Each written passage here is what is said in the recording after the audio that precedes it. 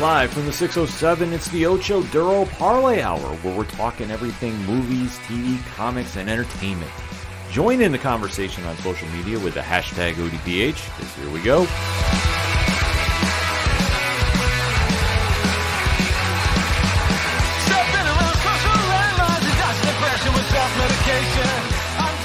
Welcome to an all-new edition of the ODPH podcast, better known as the Ocho Duro Parlay Hour. What's happening, everybody? Thank you so much for joining us this week. My name is Ken M. Joining me in studio, as always, you know him. He's the co-host. His name is Padawan J. Hello, hello, hello. Folks, we have a lot to talk about in the land of movies, TV, comics, and more. You are tuned into the entertainment edition of the ODPH, and we definitely want to interact with you after the show. So, Pad, where should everybody go to? ODPHpodcast.com. Right on. You go over there and sign up for the social media accounts and definitely keep those conversations going with us throughout the week. We definitely like interacting with everybody on there. You can also check out the TeePublic store. Always a good time to go get some ODPH swag, especially when there is a sale going on. Not one currently, but that's why you always got to go check every day and see when it pops up. You never know when they might do one of those quick 24-hour deals. TeePublic does a really good job with us, and we can't stress it enough. It is the best time to go support the brand when they have a sale going on. Just putting it out there. Also, you can sign up for the Patreon at the website as well. One tier, $2, and bonus content delivered straight to you. So you definitely don't want to miss out on that. You can also check out the Parlay Points blog section, the Classified section, which has friends of the show such as 3FN Podcast, Dragon Master Games, and so many more. The music section, the directory. Pat, how many providers are we on? 517,000. Sounds about right to me. If it's anything and everything that is the ODPH, you can find it at odphpodcast.com, and always remember on social media to use the hashtag ODPHpod. Kicking off this edition of the show, we have to recap a show that came out previously. A couple weeks ago. It's been one that's been on our radars, and there's been a lot going on that we haven't been able to give it its proper due. But now we feel it is time to talk about this because it is a big show in the Star Wars mythos. And obviously, when you're talking Star Wars, especially in the month of May, it is always a big deal. May the 4th, Revenge of the 5th. So that being said, a show did come out in the Star Wars universe and was a little overshadowed by the finale of The Mandalorian. It is what it is. Yeah. But you can't fault it. The Mandalorian is just on a whole different playing field. But this show was a sequel of sorts, and it's one that stands out for being different. And, Pad, what show is that? This is Star Wars Visions.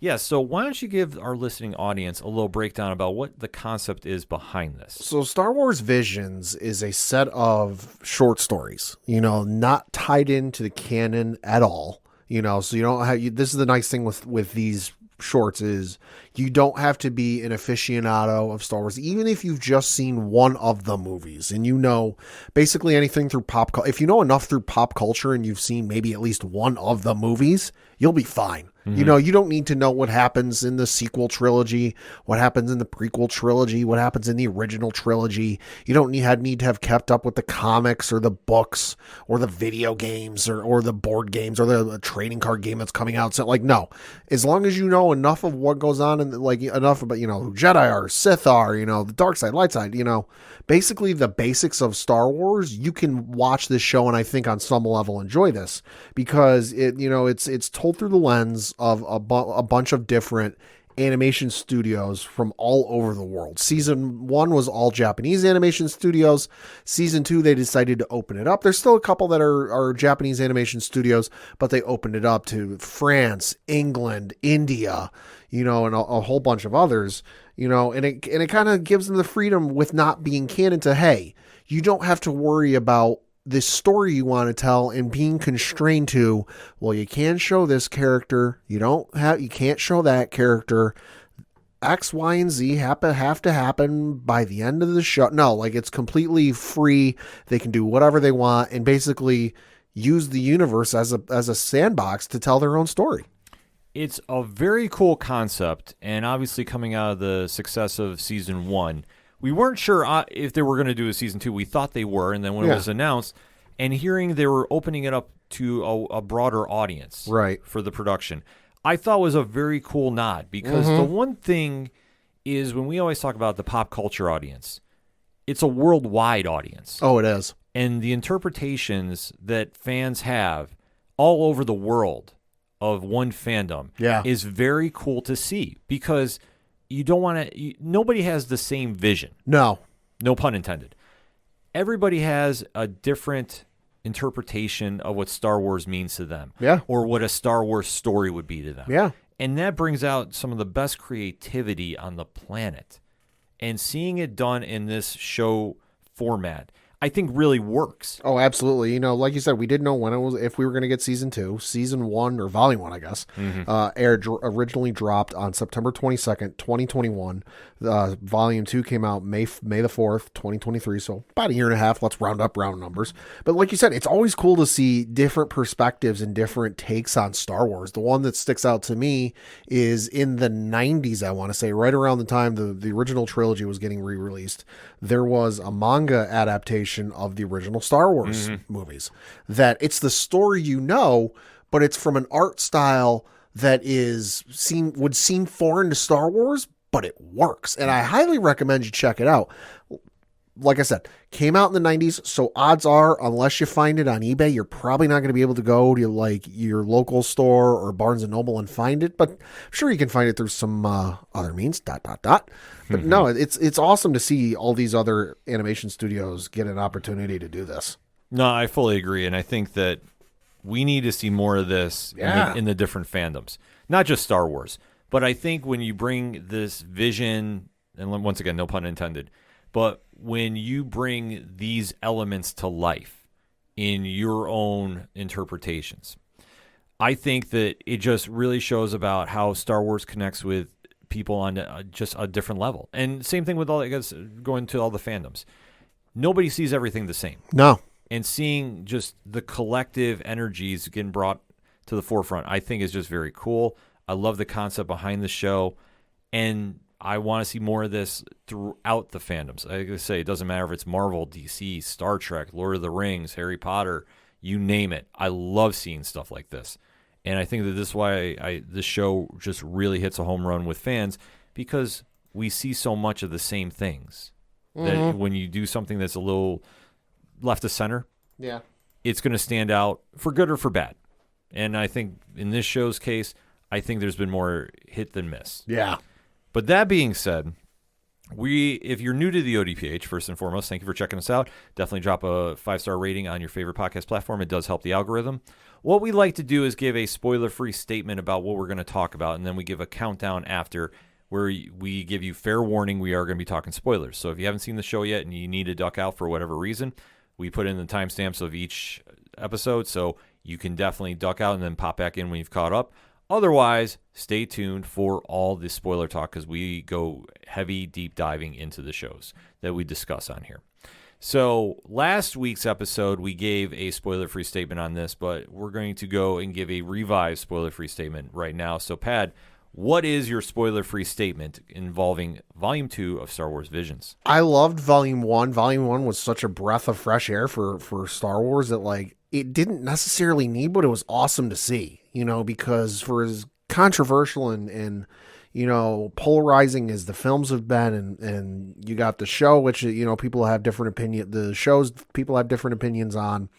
Volume 1 was just universally loved, for Visions, that when Volume 2 dropped, I was like, all right, it's more than just Japanese animation studios. This is going to be cool to see what these other studios can do, just kind of their takes on it. Because like you said, everybody has a different vision. Everyone sees it and interprets it differently. So I had no idea what I was going to expect going into this. And it was just such a breadth and a depth of different interpretations and different styles and different artistic styles that I thought was awesome. And there were some of these stories that, I'd like to see kind of like expanded on and maybe see a little bit more of. Yeah, I'm with you on this. I know that there was a lot in the fan base that wasn't completely on board with this. Sure. And I think it all comes down to the core essence of what the show is about. It's about difference. It's about unique interpretations. Not everything is going to be looking the same, sounding the same. It's just a different vibe with the script and the characters and, how they bring their stories to life. Yeah. And I think when you get that with this show, you need to factor that in when you watch. I think if you're looking for it to be a sequel completely of what we saw last season, you are going to be disappointed. But if you are like me and you want to see something different and you want it to be a whole experience that wasn't like what we just saw in the previous volume, you're going to really enjoy this season. And I did. I think that there's a few episodes in here especially that really stood out and I think surpassed the ones I loved from Volume 1. Mm-hmm. I think there was some that I was like, I saw what they were going with, and it didn't connect with me. Right. But I'm not going visceral and be like, oh my gosh, it's the worst thing I've ever seen, blah, blah, blah. No. I think for what they did, they expanded the ideas and they really went some places with it. Some hit, some didn't. Right. But I think it all comes down to what this core essence is about. And that's visions and what you envision Star Wars to you. Yep. And that's why I say I think the series is a smash and I want to see more. Ultimately, at the end of the day, what this show is what every kid who has ever watched Star Wars does in their backyard and on the playground. Mm-hmm. We're sure there are some times on the playground you might reenact your favorite scene from one of the movies. Oh, sure. But ultimately, what has every kid who's ever seen Star Wars gone into their backyard and done? Obviously, nowadays, you got those fancy schmancy lightsabers that you can play with, but we didn't have those before. So, like, you'd pick up a stick from your tree that fell in your backyard, and you and your brother or your sister or one of the neighborhood kids, you'd go in the back and, like, you come up with a story where someone's the good guy, someone's the bad guy, and you're trying to get something done. And that's ultimately what this is at the end of the day. Just it's put to the screen and brought to life. Absolutely. So that said, let's get into that spoiler talk. So, Pad, in 3, 2, 1, talk to me. Like I said, this Volume 2, I think for me, surpassed Volume 1. And I think part of that was because it was just, again, different from what we saw in Volume 1. Don't get me wrong. I love Volume 1. Volume 1 was incredible. But this was just, it wasn't, you could have easily done wash, rinse, repeat. You know, so the same look, some of the same studios, maybe a couple different new ones in there. You know, but just kind of stuck with the same formula that worked the first time. But they didn't. They took a risk. You know, they decided to reach out and expand on the studios that worked on this a little bit. And I think it paid off for them. I agree with you. Some of the stories were better than others. And some of them, these really stick out to me as like, that was phenomenal. And I would love to see more of, you know. But overall, highly recommend this season. Yeah, I'm with you. Like, I thought for the whole sum of the parts, it was a very good season. Because they went some places I was not expecting. Right. And that's what I want to see with this show. I don't want to see everything that it feels the same. And not saying season 1 did that, but I think a lot of the stories kind of had, you know, the same kind of vibe. Yeah. And there's nothing wrong with that. That's Star Wars. That's Star Wars. But I think this season, they went some places that it felt different at times. Some I thought, yeah, this seems a little too similar to something I've seen. Sure. But I was never going, I hate this. Like, I don't like this. Like, I'm sorry. I don't do that with shows. You know, like I say, for what they tried doing, this was a different idea. And that's why, at the core, this works. Mm-hmm. And like I say, there's a few episodes on here that I thought really jumped out. There's some, like, I thought in how they were released, it was a slower start for me, personally. Sure. Until we got to episode 3. Entitled In the Stars. And that was done by Punk Robot for the animation. Yeah. I thought that was a very cool claymation type story. Yeah. Involving two sisters on a planet, and the Empire comes there, and you see how they're fighting back. And it almost went into like an environmental story. Yeah. And I was like, I don't know how this is going to work. And I think like for where it started to where it finished, I thought it was really well done. Oh, it was, yeah. Because they still tied it into the Star Wars universe and the myth of the Force. Yep.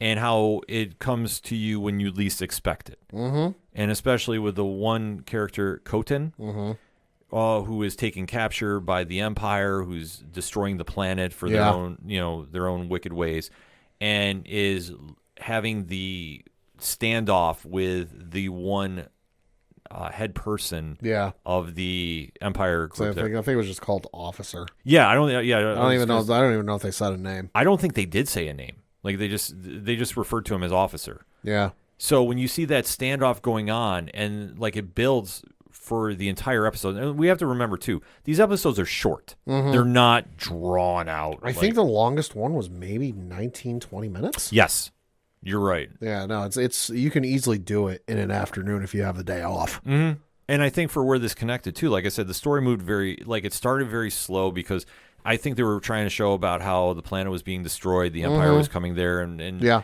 And like I say, they tied it into a lot to the environment. Yeah, but which happens a lot when you're talking about the Empire, depending on when you look at it, but a lot of the time with the Empire, they're not showing up to a planet they don't subjugate going, hey, we're going to bring you the light and good things about no, they're coming to like take your shit and leave. Yeah.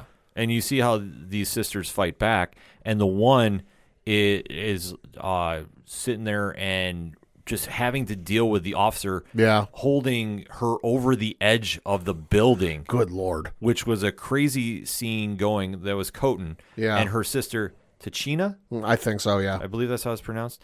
Was sitting there with a bow staff just fighting everybody off. Yeah. And it just went into this really crazy fight sequence, and then Coton was thrown off the bridge, and then you see her flying, and then you see Tachina is using the Force. Yeah. To bring her back, and because there's that slow motion moment where like, the sister's falling into the crevice, the pit, whatever you want to call it, and it's like, oh shit, like she's about to die, and then the only thing missing was like the John Williams music in the background kicking in if this was one of the movies.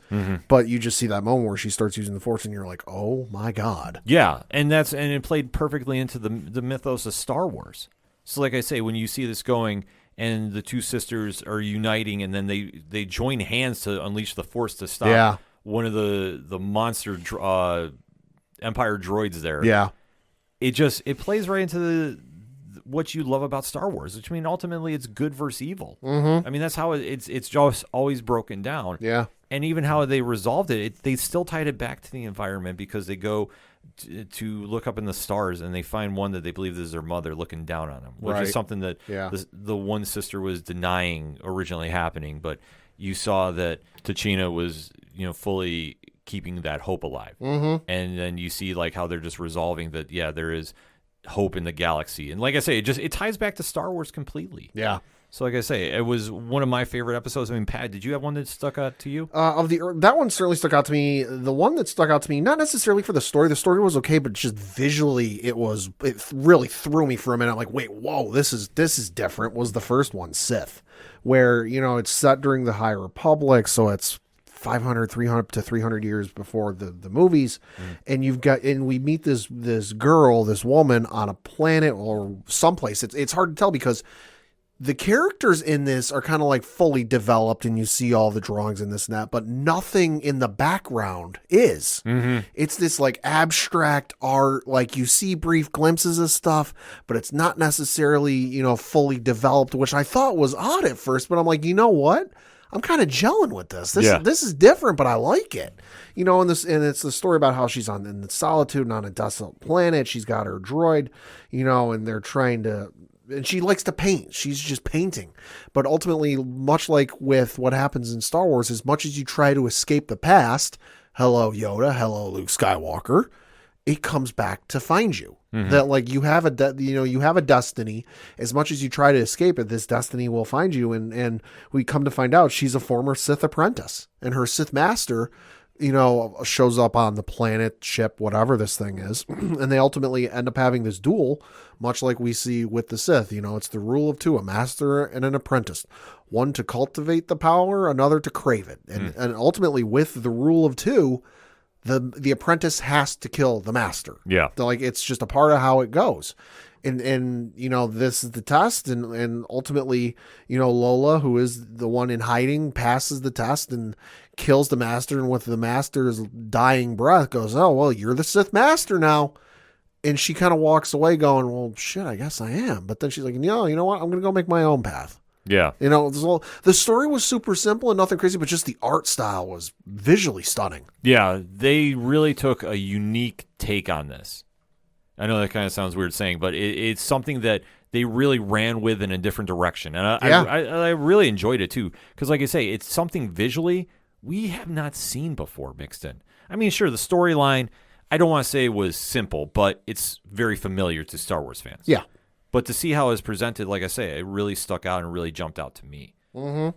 And it kind of tied into a little bit the same idea of the story a little bit for what was my favorite one of the series. Okay. And that was Journey to the Dark Head, number 5. Okay.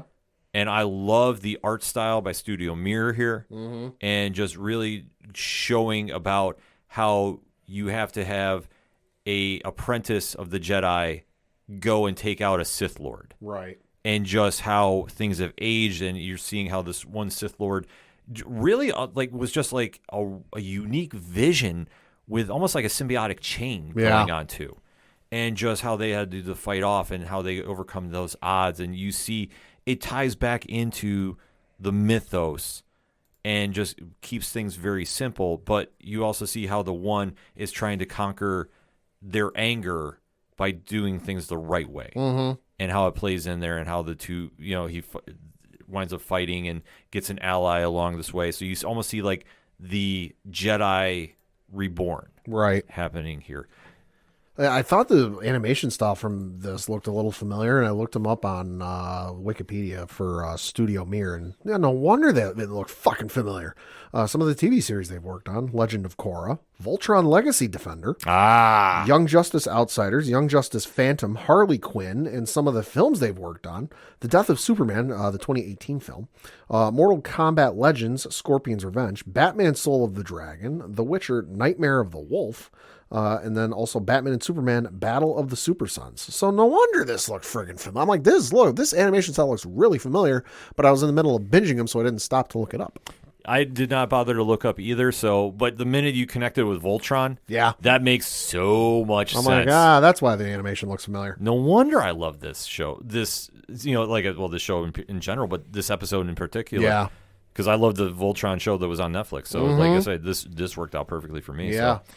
Like I say, there's a lot of wind going on with this. And the other one that really stuck out to me, and much like in the same vein of Sith, episode 1, The Spy Dancer, number 6. This was my favorite episode of the entire season. Yeah, this one by Studio La Chalette. Yeah, it's a French animation studio. Yeah, this was very, very different visually. And I don't know what it is, but there was just something that it had a vibe to it. Once it started and once it got everything set up, because it started off and you heard the voice and I'm like, oh, okay, this is because like I said, I was in the middle of binging all of these and I wasn't stopping to look up and go, okay, who's the animation studio that did this? Where are they from? But as soon as we started hearing the voices, and I'm like, oh, okay, French voices. This is a French studio.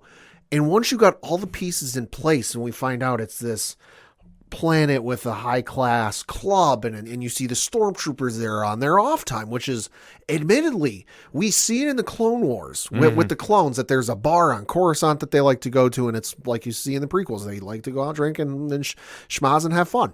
But you never see this in the original trilogy or even the sequel trilogy with the First Order troopers because at that point they're average Joes, average Janes. Mm-hmm. They have lives, they have personalities. They're not all cookie cutters, but it was just something different that I'm like, I just connected with, and I'm like, this is awesome. Yeah, I agree with you. This just had a different energy to it. And especially just looking at the downtime, which, I mean, how weird is that to say? It was wild because the entire original trilogy is from basically, Luke, Han, and Leia's perspective. The only time we see stormtroopers are, when they're blasting at them. Mm-hmm. We know that these are average folks. We find that out later in the books and in the comics or whatever, but you can just tell by the voices, this isn't the same person. These are different voices. So these are people. So presumably they have lives and they have downtime and they have likes and dislikes and, favorite places to go and favorite activities, but you just never think of it. But to see them in a light that's not, hey, we're these bumbling idiots that are, the force of the Empire that are sent to destroy worlds and subjugate entire species, it was different to see. And I loved it. Yeah, I have to agree with you. Like, this one definitely stood out to me. And I just love the presentation. The story was awesome too. Yeah, story was very, very cool. You know, the story of it's this rebel plot on this high class club where they're putting on shows, and it's this high acrobatic dance routine that they're doing. Mm-hmm. And the dancer who goes out there, who I believe Lois was her name. Yes. You know, she's doing this. She's the star attraction. Everyone comes to see her, and she's doing these crazy looking dance moves with, you know, fabric and dancing through the air and all this stuff. But while she's doing it, she's throwing tracking devices onto the stormtroopers. Yeah. And using it as a way to track the Empire and what they're doing and relay the information to the Rebel Alliance. Because this is supposed to be in the middle of the battle with the Rebels and the Empire. Well, she comes across and she's swinging and she sees there's a high class guy and high, well, not necessarily high class, but high ranking guy in one of the booths. And she goes up because she's like, oh shit, you know, high value target. I got to go for this.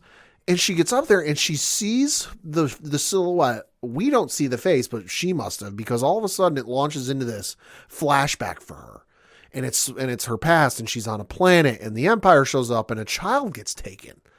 And she sees him and falls to the ground from like a ridiculous height. And just it launches into the story of she realizes who the guy is, that it's not the Empire person who showed up on the planet and took this kid. It's her kid. And it's the story of she thought the kid was dead or gone or captured or, you know, put into some sort of labor camp someplace, you know, but all of a sudden, no, the kid's alive. The kid's doing as well as he could given the circumstances. And she wants to connect with him, and it's her battle because the kid's so indoctrinated into the Empire mindset of trying to get through to him that, like, you get to the end, and this is one of the stories I would love to see if they do Volume 3, do a follow-up of this. Yeah. Because just the way they end it, where she finally makes that connection with him, and he initially wants to throw her in jail and have her arrested and all that, but, like, she shows the hologram, you know, the family the family portrait of that moment, her and the kid, and he just pauses. Yeah. And he lets her go, and she gives him the picture. And then at the end, it cuts to him on the Star Destroyer looking out the viewport from the bridge, and it's just him looking at the family portrait of his mother and him. Like, all of a sudden, he realizes there's more to the galaxy, that, like, I would love to see a follow-up of this. Yeah, that's one thing they haven't done yet, and I would love to see that too. Like I say, with some of the stories, even from Volume 1, I would love to see some follow-ups. Yeah. I understand why they haven't done it yet, but this is the one great thing about when you see these stories come to life. Like, this is something that really I don't think any fan was expecting. No. To be honest with you. And then you get this, and it's like you get so entranced with it that you want to see more. Mm-hmm. And I think that just goes to show about, like, how the different mindsets interpret Star Wars. Like I say, I might refer to this many times throughout the segment, but it's the truth. That is. Because that's where this show works flawlessly. Yeah. Is it allows creators to create. Yeah. And with a wide open playbook, because they don't involve any of the major characters of Star Wars. Just the mythos, and stormtroopers are stormtroopers. Yeah. So you can kind of just throw that out the window, so to speak. Like, they're not major players, but they are recognizable. Right, but that's why, like I said with this show, as long as you know who the bad guys are, who the good guys are, you're good. Mm-hmm. You don't need to know much else, because Luke doesn't show up in this show. No one from the prequels, sequels, or original trilogy show up in these seasons. Like, as long as you know who the good guys are and who the bad guys are, you're good. I think they did a really good job about that throughout each episode too. Yeah. I thought that was something that really stuck out to me. Yeah. That was one common theme that I think most of the episodes had. Yeah. Is they dived into the Jedi versus Empire vibe. Mm-hmm. Like, they didn't keep anything just one direction, so to speak. Sure. But I think that they really just ultimately played back to that theme. Right, because I think ultimately that's what people are most familiar with. It's the Jedi versus Sith. It's the Rebel Alliance versus the Empire. Because while the looks have changed over the years, I mean, you look at some of the stuff, go ahead and Google some of the panels from Star Wars The High Republic and just look at, or even just Google Jedi robes The High Republic and just look at how different they are from what you might be used to in the prequel trilogy. or what Luke wore, or what you saw in the sequel trilogy.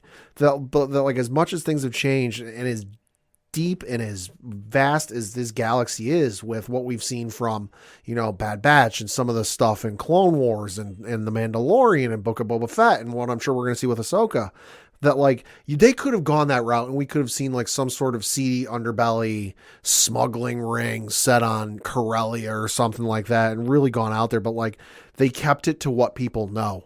The Rebel Alliance versus the Empire, the Jedi versus the Sith, because that's what everyone is familiar with. Even if you've only, like I said, even if you've only seen half of a Star Wars movie, you're familiar with who the Jedi are, you're familiar with who the Sith are, the Rebel Alliance, the Empire. Is there anything that you would have done differently this season? Like, if you were creating, is there any episode that stuck out to you that was like, this was just really far off base? Not really. I mean, there were some that necessarily didn't hit with me. Screecher's Reach was kind of like, whatever, but like, I didn't hate it. Yeah. So I don't think there's anything I would have drastically done different with this. I think as is, it's as good as it could have been. I agree with you. I think, I don't want to say it was the worst episode, because I think that's too strong. Yeah. But I do agree with you. Screecher's Reach, episode 2, that one I don't think connected with me as much. Yeah. I think they tried doing too much in that episode. Yeah. That it got away from, I think, where they wanted to go with it. Yeah. And at least for me watching, I was like, it didn't connect as much. Right. Not saying it's bad, though. Right. I mean, the last two, in the pit and then Ao's song, like, I didn't think I was going to care, because like, it started off, I'm like, yeah, okay. By the end of it, I was like, okay, wow, that was really like captivating and really hit with me emotionally. Yeah. Especially the last one, Ao's song, was just, I'm like, because it threw you for a loop, because you almost got like essentially the Star Wars opening title crawl. With like the description of what was going on. And I'm like, oh, hey, this is something we haven't seen in 2 seasons. And initially the story's going on, and I'm like, okay, sure, fine, whatever. But then you just get to the end and you're like, wow. I'm glad you brought that up, because it did remind me about the crawl. Yeah, that like I was watching it the other night, and like I said, there's, I think, like 18 episodes through these 2 seasons. Yeah, 9 first season, 9 second season. So there's like 18 episodes. As familiar as it is to get the Star Wars opening crawl, there's like, I forget how many movies with the opening crawl. It threw me for a fucking loop to see that. Then I'm like, wait, whoa, hello. Yeah, no, it definitely did. And I think it was a nice way to kind of wrap things up for where it's going to leave now. Because as we record, we have not heard anything about Visions 3. No. I would imagine, though, they're going to do another one. Probably.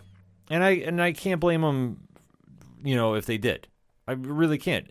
This is a series that you can really continuously do, and I don't think anybody's going to get mad about it. No, I don't think so. This isn't anything that, in comparison to like the live action shows, that fans are very picky about, shall I say? Sure. That obviously the standards are very, very high, that with the mythos and how everything ties into the original movies. I think, though, they get a little more scrutiny. Yeah. This show doesn't. Yeah. This show is really just let loose on the creativity. And I think that each episode really dives into that. Yeah. I think they play off the themes. And like I say, it's very simple themes for the most part, except I think episode 2 tried doing a little too much. Yeah. In my opinion, but that's just, like I say, that's how I interpret it.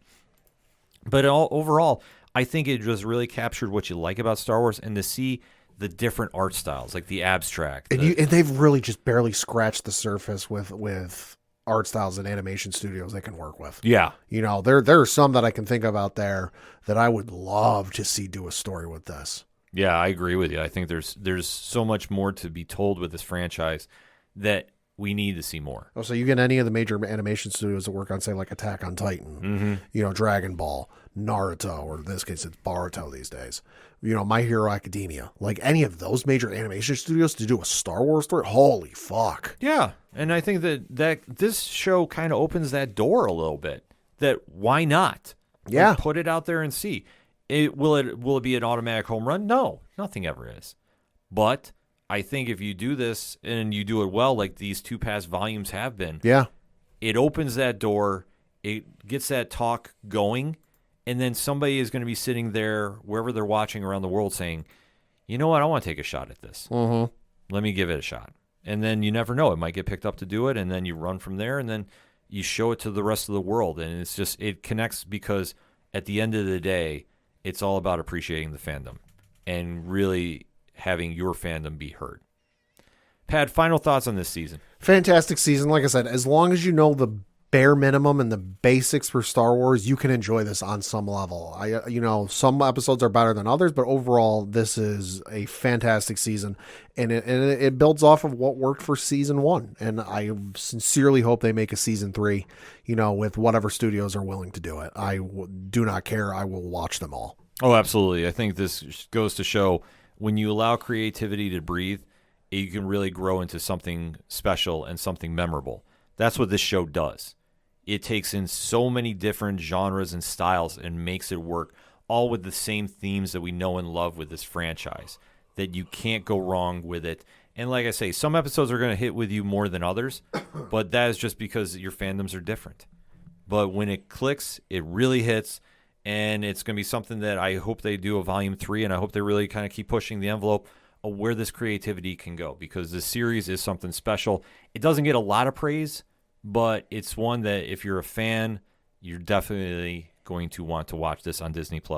9 episodes are up right now for Volume 2, so you definitely want to make sure you take the time to check it out. And then hit us up on that hashtag ODPHpod. What is your thoughts about Star Wars Visions Volume 2? Let's discuss, shall we? We're going to take a quick break. We'll be right back. Together, we can make a difference. That's been the sign-off for everything Livestream for the Cure related ever since the event began back in 2017. Hello everyone, my name is Nick and I am the host of the Livestream for the Cure, an annual charity event to raise money for the Cancer Research Institute for immunotherapy research for a world immune to cancer. And over the past 6 years, we've made that difference together. Amazing listeners, amazing viewers, amazing podcast partners and content creators all coming together, and we've raised over $70,000.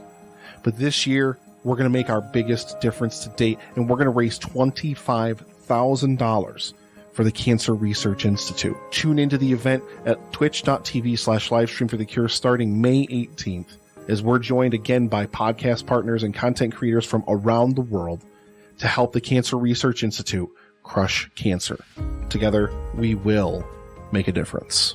Coming back for another segment on this edition of the ODPH podcast, and we have to talk some CW/DC Universe news. Hell yeah. Now, this week is the calm before the storm, so to speak. Uh-huh. There is no new Superman and Lois as we record. Because reasons. But they will be back the following week. Yes. And it's presumed at this point that might be the mid-season break. Maybe. We don't know yet. We're still trying to... I hate mid-season breaks. I think so, because we have to go dig in a little bit for this. And also next week is going to be the series finale of The Flash. Oh. So in the meantime, it's a perfect time to get caught up on those shows. Now, The Flash, as we've talked about previous times this season, has not exactly been running on a full tank. I'm still playing catch-up, I'll be honest. Yeah. It's not high on the priorities. No, I mean, other than seeing Stephen Amell reprise the role of Oliver Queen, there really hasn't been enough for me personally to go dive back in. I've heard what's been going on, so I definitely will be checking out next week's finale just because we got here. But it has been long surpassed by another show as being the flagship of the DC Comics universe on the CW. Now, for however long that's still going to be is anybody's guess, because there's a lot of rumors going around that this show that we're going to be talking about is going to be leaving for the newly christened Max. Well, that's assuming the writer's strike ever ends, but, Right, but like I said, the network is going to be doing, whatever it's going to do. Yeah. Should the strike end, and hopefully soon, and in the writer's favor, by the way. Yeah, no, because I know it was Tyler Hoechlin was at a convention of some sort. Don't ask me which one. I didn't see which one, but I did see he was at a convention of some sort, and he was at a panel, and there was a Q&A. Mm-hmm. And he was asked if there was going to be a 4th season of Superman and Lois. And he did say he would like there to be one, but given the current situation in Hollywood, he has no idea, and it's really not up to him. Right. So he doesn't know. So odds are the studio doesn't know, and we'll find out. Obviously, we're waiting to see how the strike resolves itself, and then it goes to the next rumor if they're leaving the network, which could happen. Could be. There's so much uncertainty going on right now. The only thing we know for sure is that Superman and Lois has been on point since they've returned for season 3. Yeah. And obviously, there is a lot going on this season with new villains showing up, one of which being Bruno Mannheim, played by Chad L. Coleman, and bringing Intergang to Smallville in some capacity, but setting up for what we've all been waiting for as Superman fans, and that is Lex Luthor to be officially on the show. The dude's name is getting dropped weekly, and we've yet to see hide or hair of him. Yes, but I would bank that we are going to see him a little more next episode. And without going into spoilers, I'm going to give you this. He ain't going to be happy. No, he's not going to be happy. If you've been watching, you know what I mean. If you haven't, boy, strap in. Yes, because the series, as Pat Lelou mentioned, Tyler Hoechlin is playing the title role of Clark Kent / Superman. Elizabeth Tulloch is playing Lois Lane. And how their family is bracing for what is presumed to be the return of Lex Luthor is going to be just something fun to watch on TV as we have the classic rivalry reborn. It's going to be like a freight train going downhill. You can't stop it. You got to get out of the way. Right, but until we get there, we have to recap the last episode, which we did not have a chance to fully deep dive into, and that is Guess Who's Coming to Dinner. So, much like the first segment, we're going to give you our spoiler-free statement, give you the countdown, and then it's spoiler time. So, Pad, give me your spoiler-free statement on Guess Who's Coming to Dinner. This episode was great. This episode was riveting. It kept me on the edge of my seat for a good portion of it, although admittedly saw the ending coming, the little cliffhanger they left us with, because the way things played out the way they did, I was like, oh shit, I know how this is going to get resolved. And then it played out, and I was watching with my girlfriend, Liz Bailey, who's really grown to love the show. And I looked at her and I went, I said what I thought was going to happen, and she's like, oh, maybe. And it happened, and I looked at her, I'm like, God damn it, I hate it when I'm wrong. Or I hate it when I'm right. Yeah, I mean, I'm with you there. I thought it was a little telegraphed as we talked. Yeah. But it wasn't anything bad. I think No. the show definitely was hitting its stride, and come to find out that we were actually wrong. There is going to be not mid-season break coming up just yet. There's a couple more episodes lined up for May, so we're super excited to check those out. All right. But it goes into what the show is doing. Like, I wouldn't doubt that they're setting up for the mid-season finale. Probably. Because how this episode played out really tipped its hat that there's only so much they're going to do moving forward with the Bruno Mannheim storyline. Mm-hmm. That I think that's going to get ultimately tied up and completed sooner than later. And I'm sad to see it go because, like I say, I've loved what they've done with Chad L. Coleman in that role of Bruno Mannheim. I really enjoyed this storyline and seeing what they're doing. And this episode definitely sped things up. Yeah. And how the last frame of this episode went. Yeah.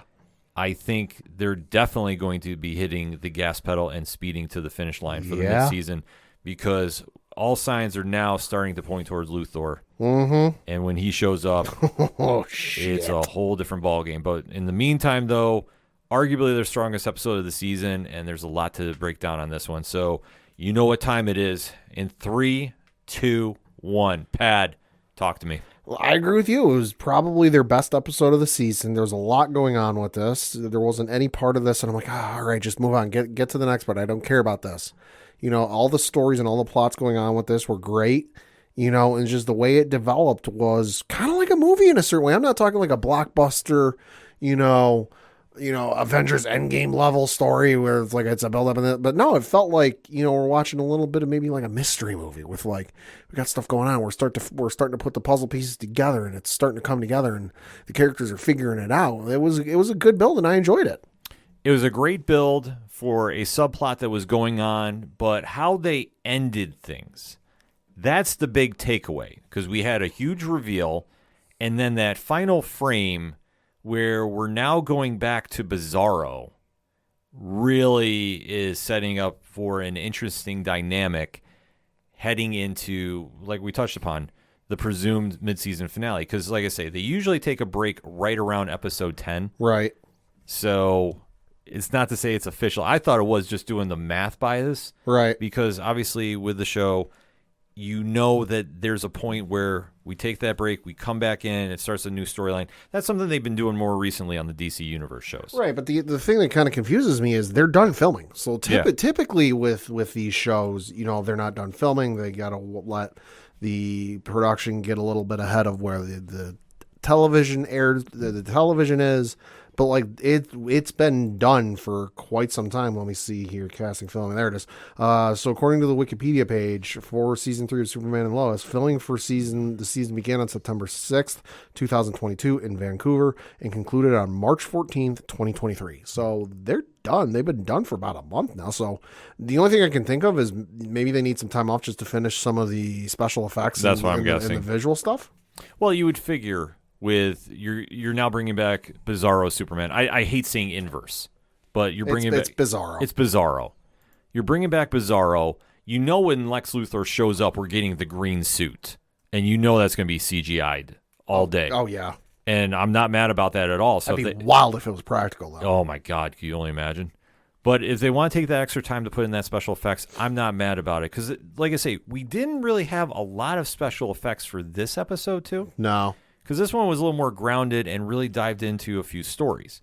The first of which has been the story of Jonathan Kent trying to find his own place in the Kent family, so to speak. Mm-hmm. Obviously, we have Jordan Kent being Superboy and with the superpowers, played by Alex Garfin. Mm-hmm. And Michael Bishop, who's jumped into this role, and I say this all the time, Jonathan Kent is probably the best written character on this show. Yes.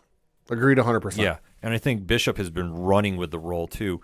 And now he's emerged as, he doesn't have any superpowers, but he's still trying to be a hero, and is now joined as a volunteer firefighter. Yeah, he's trying to find his place in the world. He's got his mom, who's the internationally famous and well-known reporter.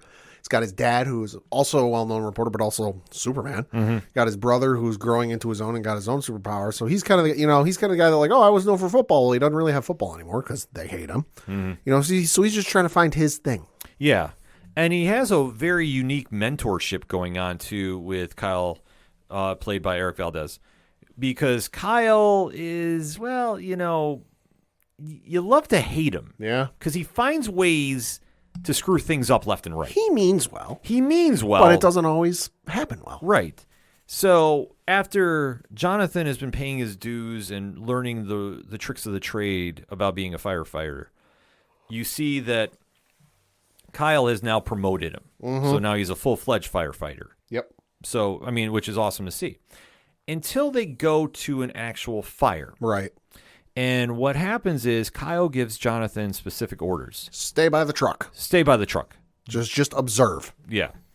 But you see things don't go as planned. No. And why is that, Pat? So he's doing what he's told for a little bit. He's standing there, he's watching, but he looks up in the sky and he sees his brother fly into the building. And of course he goes, oh my gosh, he's here. Mm-hmm. So he goes over to the back of the house and he sees his brother come out of the building. He's got his mask on. He's got his identity hidden. And his brother tells him, oh, hey, they got a little bit of smoke inhalation, and he takes off.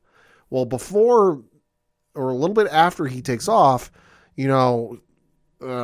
Jonathan is looking at them and he's taking care of the kids. And then who comes around the building or out of the building, wherever it was? It was a quick moment. I didn't quite catch where he came from, but it's Kyle and company. And Kyle is pissed. Yeah. He's like, dude, you had one job. Mm-hmm. So while he's trying to cover up for his brother, Jonathan takes the fall. Mm-hmm. And this is a dynamic that has been building up a little bit because Jordan is in that year one of his superheroic career. Yeah. So he's making a lot of mistakes. And Jonathan is trying to cover for him best he can. Right.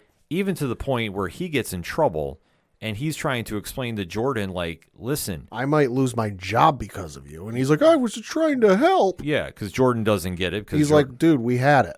Yeah, he's like, we had it. It was a simple fire. But you're now leaving clues Mm-hmm. behind. Big fucking clues. Yeah. Jesus Christ. Like when they said, oh, they know it's you. You left behind a clue. I was not expecting half of the room to be frozen in fucking ice. Yeah. Holy shit. So now they know that. They know someone has powers. Somebody has powers in Smallville.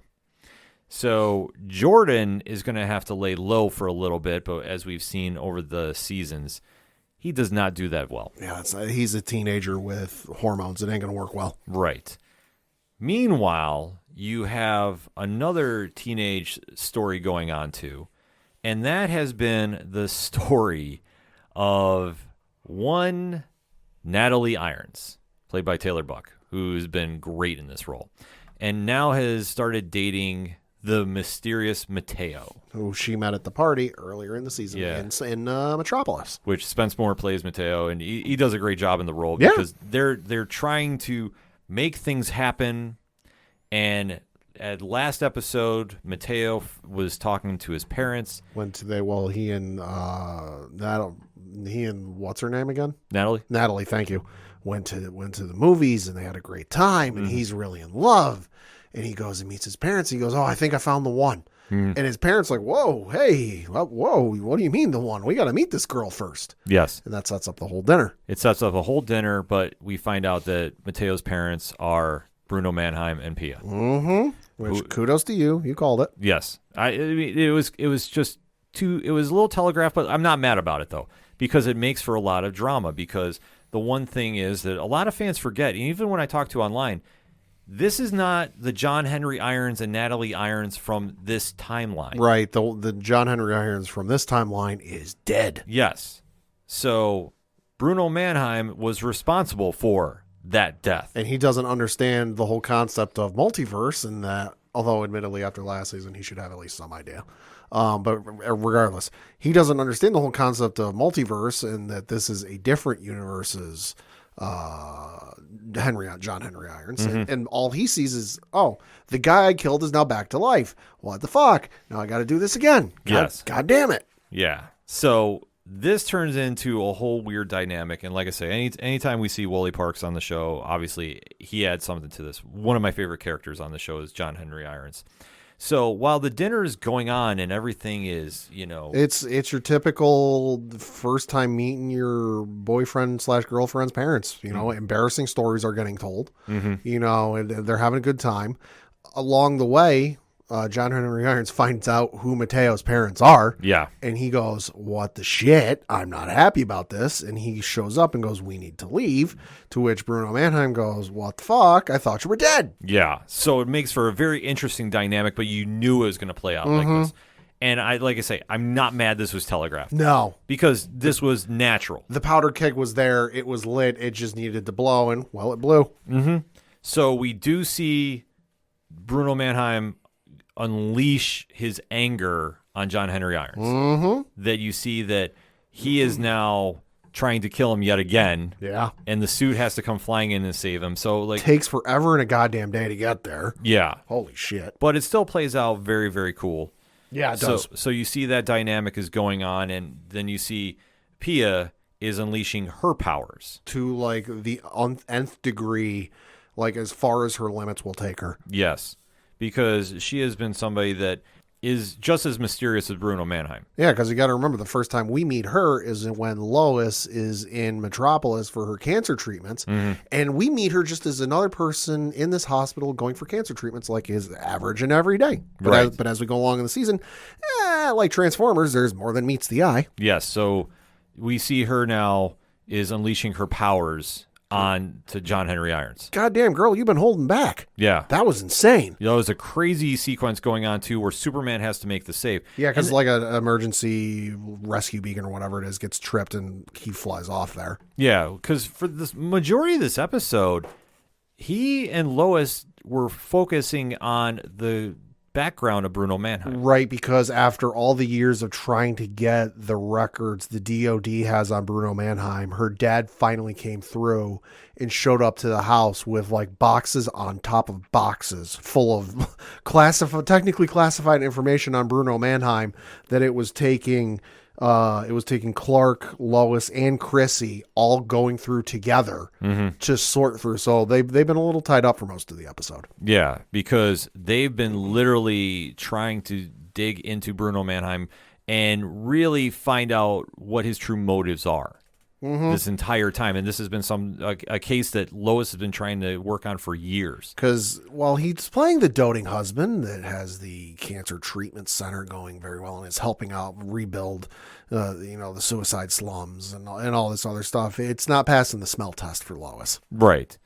So even when she's saying there's something to redeem him and she could have been wrong this entire time, once this evidence comes to light, and there is one very big key element that is exposed. Uh-huh. And that is Bruno Mannheim framed Lex Luthor Uh-huh. for the death of his former boss Moxie. Which is the murder that landed Lex Luthor in prison. Yes. So the whole reason he's in prison is a fraud, is a sham.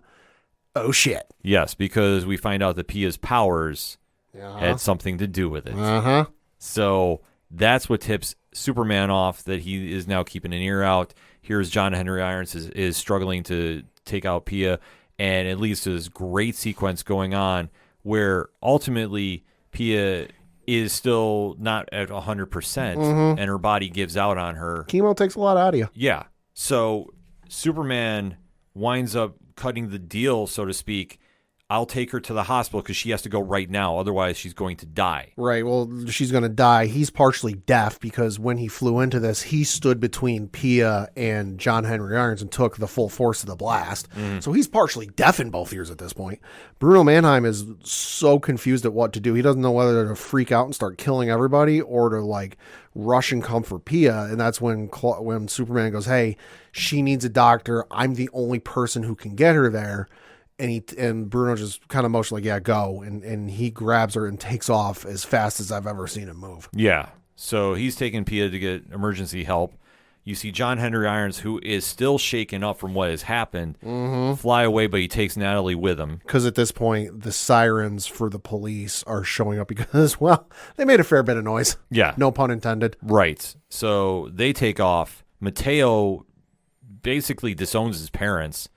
And understandably so. Yeah, because it's more or less told that he can't see Natalie again and vice versa. Yeah.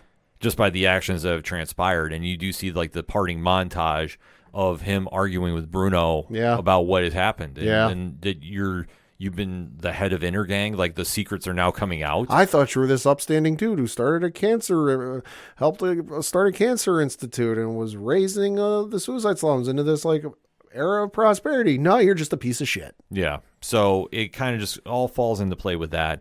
And we get the final montage of what's been going on too, which I have to say we didn't spend a lot of time on this because the disconnect between Lana and Sarah this season has been an underlying story that's been going on. It's been building. Yeah, because obviously with the parents getting divorced and Kyle is now seeing Chrissy. Yeah, I would say ultimately when parents divorce, it does affect the kids. And you're seeing that done very tastefully on the show, too. You're seeing that Lana wants to go see The Cure. One of the greatest bands of all time. Can't help but wonder if they wondered why their streaming numbers went up this week. Oh, my God, yeah. So you see that was the little side plot that she wanted Sarah to go with her, and Sarah was kind of fighting it a little bit until they wind up ultimately agreeing to do it, and they have like the music love song getting played on the way out. Yeah. And you do see like Sarah and Lana are dancing a little bit, and then you see the argument happening between Mateo and Bruno. You see Natalie is crying because John Henry Irons has taken her phone and said you can't see Mateo anymore. Yeah. And then we get the final shot of the episode. Clark didn't take her to a hospital per se. Where'd it go? The DOD. Yeah. She's now imprisoned and held captive by I don't want to say held captive, but she's under lock and key with the DOD. Yeah, but she's getting treatment there. Yeah, she is. Yeah. That's the whole thing with that. She's under their watch. Yes. And then the final shot of the episode is we go back to Bizarro wakes up. Yeah, so the entire time while they're showing, and there's a brief conversation of like, oh yeah, she's like basically how she can't get out. We're going to help her get better and yada, yada. And I'm like, oh, he's not going to be happy. He's probably going to know she's not at a hospital, he being Bruno. He's not going to be happy about this. And then it clicked for me. I'm like, oh, fuck. He's got Bizarro. He's got a way to bring people back from the dead. Admittedly, it's not perfected, but I'm willing to bet by the time Bizarro comes around, it's going to be perfected. You know, I'm like, oh, fuck, he's going to use Bizarro to get her out. And then we see Bizarro, and I'm like, God damn it, I hate it when I'm right. Yeah. But we knew it was coming back to that because the entire first couple episodes was focused on how Bruno Mannheim was playing Frankenstein. And it was left alone for a while so that you forgot it. Yeah, so you completely forgot it, and they came back to it, which I love how they do that.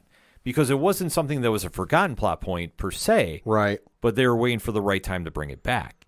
And now, especially with the tip-off that Luthor might be getting freed, because that's where Lois is arguably going with this. The evidence is going to come out. Yeah. If she wants to write this tell-all article about and nail Bruno Mannheim to the wall and finally get her crowning achievement of getting him imprisoned, this is going to be the piece of evidence that does it. Yeah. And as much as she hates it, the evidence is gonna come out. They're gonna let Lex out. What an ethical problem. Oh, I know. I love this. Oh, it's nuts. Like I say, that's the strong point of this episode, too, involving Clark and Lois.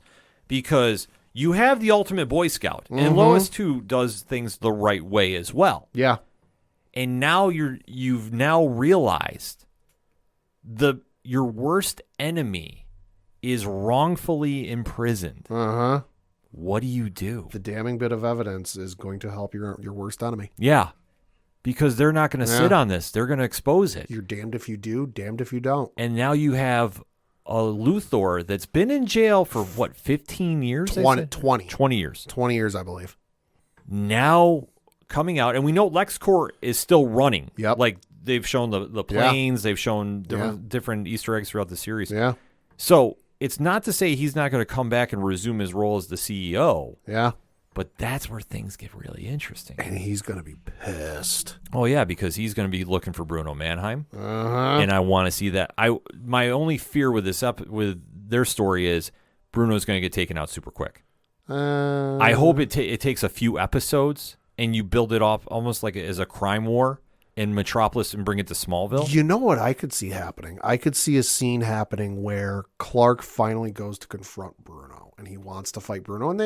And right before they fight, we finally see Lex and you just hear, no, leave him to me. And it's just the silhouetted figure of not even in the suit. He wants to fight him one-on-one, man-to-man, no powers, quote unquote. And it's Lex standing in the doorway going, no, he's mine. It could happen. Like, that's the one dynamic with Lex that it can go anywhere. I mean, just to kind of tie things up here. Lex likes to make an entrance. He likes to make an entrance. He thinks he's the greatest human being on planet Earth, and what he's doing in his mind is he thinks he's protecting Earth from Superman because Superman is an alien and truly evil. Like, it's a weird. There's a few great comic series that cover this, but it really plays into this.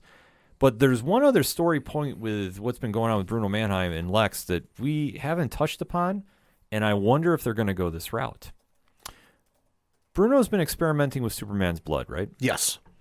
And he's somehow acquired the body of Bizarro. Uh-huh. Now, Bizarro is technically a what of Superman? Alternate universe version? Well, yeah, in this storyline, yeah, but, he's also been known to be a clone. Yeah. Who else is a clone that has Lex Luthor DNA and Superman DNA? Son of a bitch. Superboy. Yeah. The real Superboy. The real Superboy, Connor Kent. Not Jonathan. Yeah, Connor. Yeah. No, they could do Connor. They could do Connor or try twisting it into a different way, but like that's the one thing with Lex is you now have all these possibilities open. And what I'd like to see is, depending on how long the season goes, I'd love to see them do like a little bit of a crime war to really establish Luthor as a threat again. Yeah. Because I think if he just comes back in 20 years out of prison and just assumes the role and takes Bruno out very quickly, I don't think that's going to add up. I'd love to see a little build and them do something where ultimately he's there and then you leave to go into next season where it's Luthor versus Superman. And then and hopefully it's not the case, but if that's the last season, then you end it the way it needs to end. Right. So a lot of possibilities going on with this episode, but where they went here, I thought was arguably one of the best written episodes they've done. Uh-huh. It really tied up a lot of things that we've been waiting to see happen. Obviously, the romance between Mateo and Natalie has, exploded as we knew it was going to happen. We've now seen Bruno Mannheim get exposed, and now the ethical question comes down to Superman and Lois. Yeah. What do you do with this information? Yeah. And then even the sub-stories really had some stuff going on too. Like I say, they didn't focus a lot of time on Lana and Sarah, and I don't think they needed to because they've spent a lot throughout each episode explaining that situation. And then even with Kyle and Jonathan, they spent a decent amount of time pushing that storyline forward, but it was all to build towards this one with Jordan right. and what's going to happen there. And now you're bringing back Bizarro. Like I say, the pacing they've done on the show has been very good. They're still tying things up nicely from where you saw from a couple episodes ago. You're bringing it back. You're not forgetting about things. That's one strong suit about this episode, and that's why I think this episode really clicked. Yeah. In the series. Like I said, the series has been firing on all points. Final thoughts on the episode, Pat? Fantastic episode. One of the best of the season thus far, and cripes almighty, I cannot wait to see where this goes. Yeah, I'm with you. I think this was arguably their strongest episode to date, and I love the fact that we're not at the mid-season point just yet, but like I say, with this episode, I legit thought we were, because it kind of had that penultimate build. Right. And we're not there yet, which is good, because the more of the show we get, the better. And then where its future holds is anybody's guess.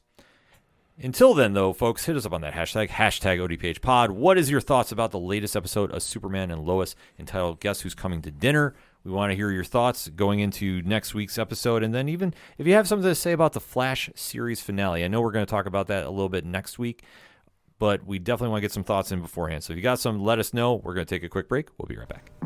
Hey guys, it's Alan Dunford here from Top Hat Studios, co-writer and co-creator of Pocus Hocus and Grandma Chainsaw, and you guys are listening to the ODPH podcast. Gotta be down to the punch, 'cause they can't bring me down if I'm already under the ground. Coming back for the final segment on this edition of the ODPH podcast. Pad, what do you got? Got a couple things to talk about. The first of which is some video game news and some Kudo video games news. Because if you're listening to this while playing Legend of Zelda Tears of the Kingdom, hey, I hope you're enjoying it. The game did come out on May 12th, 2023, so just last week for the Nintendo Switch seasons. I've heard it's phenomenal. I do not personally own a Switch, although I quite honestly want one just to play this game. It looks phenomenal. But this game is already breaking absurd records because, as was reported today by Nintendo of America from their official Twitter account, quote, "The Legend of Zelda Tears of the Kingdom has sold over 10 million copies worldwide in its first 3 days, becoming the fastest selling game in the history of the Legend of Zelda series." 10 mil, 3 days? Thanks to those already enjoying Link's latest adventures. So that is absolutely absurd considering Ocarina of Time, Majora's Mask, Link to the Past, Twilight Princess, Skyward Sword, Breath of the Wild, just the breadth of games that stretch all the way back to 1986, on the Super Nintendo, Game Boy Color, the DS, the Wii, the Wii U, and all like every other console that's come out, like 10 million copies in 3 days. That's absurd. That's nuts. That's insane. Hey, well-deserved. I've heard the game's phenomenal. So like I said, if you're out there playing the game, I hope you're enjoying it because it looks incredible. Switching over to some streaming news. Obviously, we got the upfronts going on for television right now with the major studios. And, well, not a whole lot's come out. We did get some little tidbits of information from the folks over at Disney/Marvel. Yes. And that is the release dates for 2 upcoming series we are very excited for coming late this year. And that is Loki and Echo.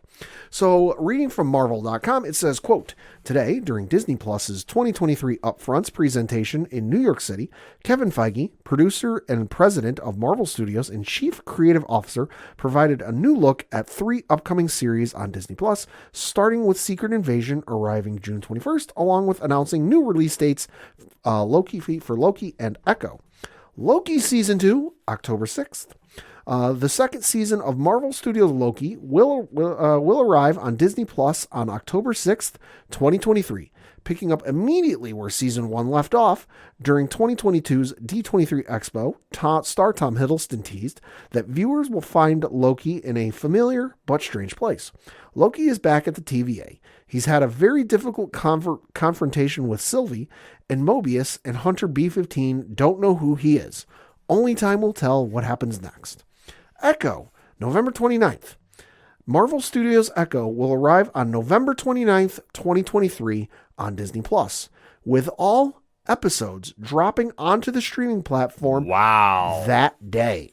The new series tells the origin story of Maya Lopez, whose ruthless behavior in New York City catches up with her in her hometown. She must face her past, reconnect with her Native American roots, and embrace the meaning of family and community if she ever hopes to move forward Close quote. So definitely a shocker on that Yeah, last I was one. going to say, reading that, yeah. Because to my knowledge, none of the Marvel shows have ever dropped, with the exception now, the Marvel Disney Plus shows. I got to specify. Yeah. The Marvel Disney Plus shows, because we know the Netflix ones. Netflix, whole different ball of wax. Whole ball of wax. But for the Marvel Disney Plus shows, they've never dropped all episodes at once that I can remember. So this is the first instance that I can remember that we're getting all of them at once. Do you think they're doing it with any kind of connection with the writer's strike going on? Like, No, because it's done, it's filmed, it's in the can. I don't think so. just to get content there to cover for a while. Like, I mean, like that's the only thing. Like maybe a preemptive type deal. I think if it were the case that like because of the writer's strike and they're trying to like cover their bases, I don't think they would drop it all at once. They would kind of stretch it out and do the weekly thing. But the fact that they're dropping it all at once, there must be some sort of reason. I don't think it's to do with the writer's strike, though. Well, because the only thing I agree with you. Like when I first was thinking this in my head, I'm like, it's got to be some reason they're doing this. Oh, I agree with you. But it's not going to be based around the Marvels. I mean, obviously that those universes. I mean, same universe, but not crossing paths. Right. And we do know that Daredevil: Born Again was filming. Everything stopped because of the writer's strike. Right. And obviously, this leads into that. That's the only thing I was thinking. Unless there's some big announcement that we don't know yet. Right. Because we do know San Diego Comic-Con. The rumors, and I stress rumors, are circulating. Marvel's planning on doing some big things there, which, I mean... You would figure. Well, obviously, it's Hall H. I mean, that's their turf they defend. Yeah. So, I would imagine, but... Right. I mean, it's just kind of real puzzling that they're going to try doing that route. And the only thing I can think, because I'm looking at the calendar, so November 29th falls on a Wednesday. The only thing I can think is they're dropping all of it now because they want to get the viewer numbers in, because in 3 weeks after the 29th, so if they were to follow the weekly releasing, however long this series ends up being, 6 episodes, let's just say 8 episodes. Mm-hmm. So episode 1 would drop on the 29th. Episode 2 would drop, and this is assuming they don't do like a double drop season premiere. Yeah. But so if they drop episode 1 the 29th, they would drop episode 2 on December the 6th. Episode 3 would drop on December the 13th. Episode 4 would drop on December the 20th. And then on Sunday is December 24th, Christmas Eve. Monday is the 25th. And then everyone's going to be traveling. Everyone's going to be busy flying cross country and all this other stuff. And so then you get the 27th would be the next drop. And then, by the way, New Year's Eve is on the week after that, because that's on a Sunday and New Year's Day is on a Monday. So then you're going to figure, everyone's going to be traveling midweek. If they decide to travel to Los Angeles, New York, in the States, wherever they travel for New Year's Eve. So that'd be my guess, is they want to get the viewer numbers in as fast as they can, because they're going to run into the holidays. No, that's a great point, Pat. And you know what? I think you're right on that, because I think they'll want to get last quarter numbers in for the end of the year. And plus, if I'm not mistaken, and I don't think they were ever publicly released. Not that I know of. Hawkeye numbers. Yeah, not that I know of. Because remember, that came out during that time period. Remember, serves me right. Yeah. Everything just blends with the MCU these days, so it's like trying to remember like when everything dropped at once. Yeah. But super excited to see this show, though. Oh, I am too. I'm wondering. I mean, there's the rumors circulating around this show and what it's going to lead to. Mm-hmm. Man, all eyes are going to be on this show, so maybe it is a better thing to drop it all at once and let people just get overstimulated with it. Yeah. And then switching over to some television / streaming news. Streaming news, because it's going to end up on Disney Plus here in the States. We got a little teaser trailer for the upcoming 60th anniversary specials for Doctor Who. Let's go. Hard to believe we're already at the 60th, because it feels like I was jumping through hoops to watch the 50th in college. Yeah. Didn't do it illegally. I did it legally, but I had to jump through some hoops to figure out how the hell I was going to watch this, because I was not waiting a month and a half until I got home to watch and trying to dodge spoilers. But hard to believe we're already at the 60th, and we already know the 60th is going to be massive, because you have the return of David Tennant as the Doctor, although is it his Doctor, or is it a new Doctor just with his face? Yet to be seen. We will see the return of Donna Noble, who not supposed to be able to see David Tennant's face, if you remember the lore of Doctor Who, so that's going to be interesting to see. We do know there are going to be 3 specials coming. We still don't know when the release dates of this thing are, although they say it's coming this year. But on the teaser trailer we got revealed, which is only 52 seconds if you want to give it a watch. The first special is going to be titled The Star Beast. Second special is going to be titled Wild Blue Yonder. And the third special is going to be titled The Giggle. And of course, in one of these specials, or maybe a couple of these specials, we will get the guest appearance of Neil Patrick Harris. So that'll be something to see. So more Doctor Who content coming, and David Tennant's back for at least a couple specials. Very excited to see this. Yeah. Really excited to see. Tennant is my favorite Doctor. So Yeah. whatever version we get of him, like, I'm here. I'm sold on this. And lastly, and certainly not leastly, we got a comic announced right as we were recording. I have not told you about this, and that is deliberately so. Okay. Marvel Comics has announced Immortal Thor. Oh. From writer Al Ewing. Okay. And artist Martin, and I'm going to butcher this name, so I apologize, Cocolo? This is according to Discussing Film on Twitter. Quote, the series launching this August will focus on Thor as the All-Father of Asgard, mastering his new abilities and facing off against the newly emerged Elder Gods. And we do have a little title cover, which I'm sure I like that. Yeah, so we got that coming this August. Is that Alex Ross? That might be.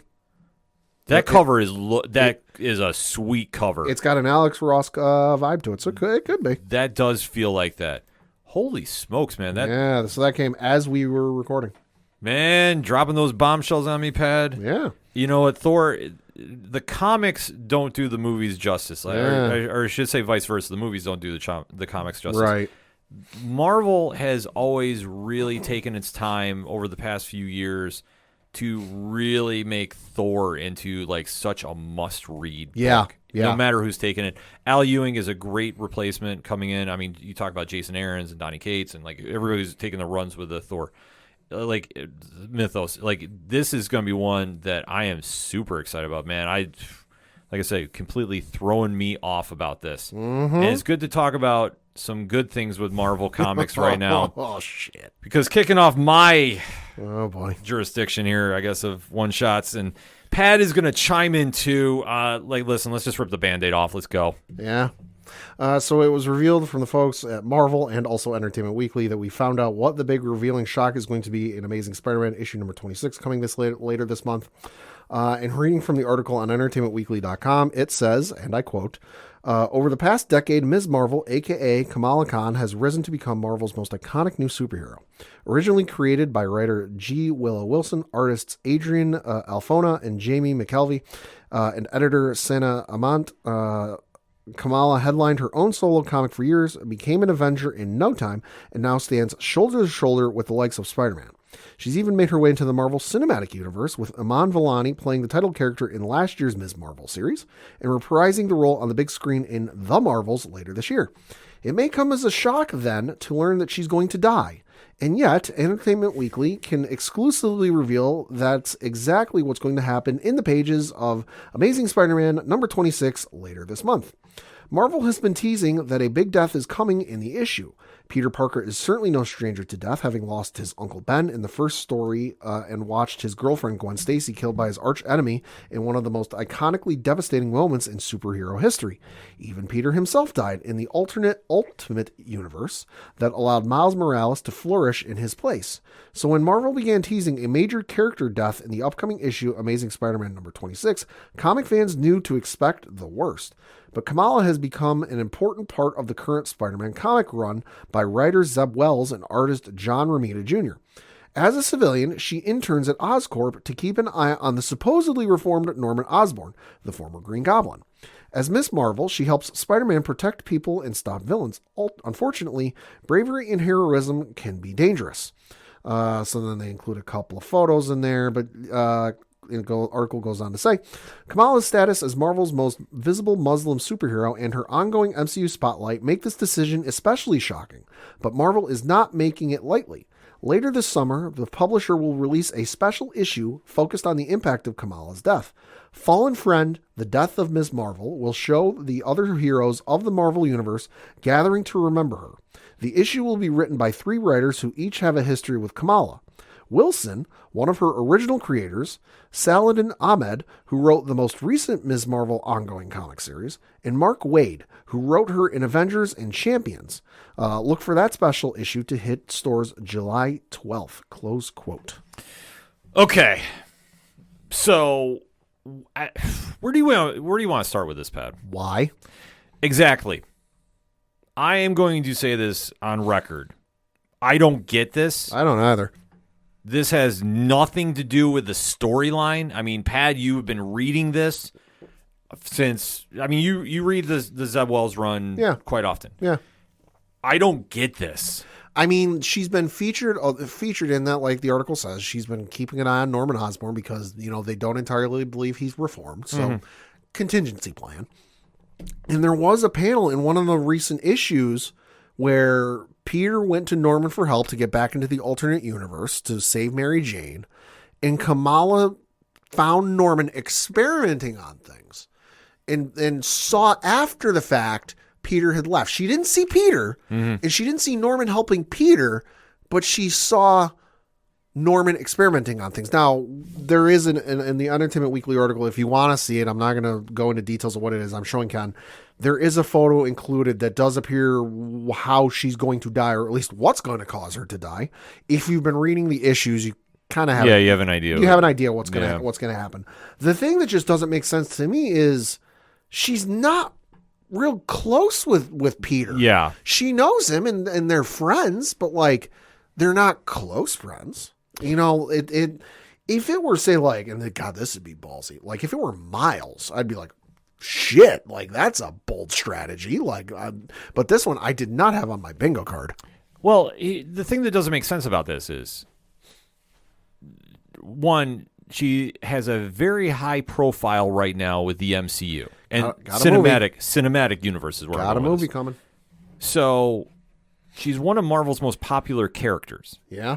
So if you're going to actually do this, why is it happening in a throwaway story that she hasn't been there?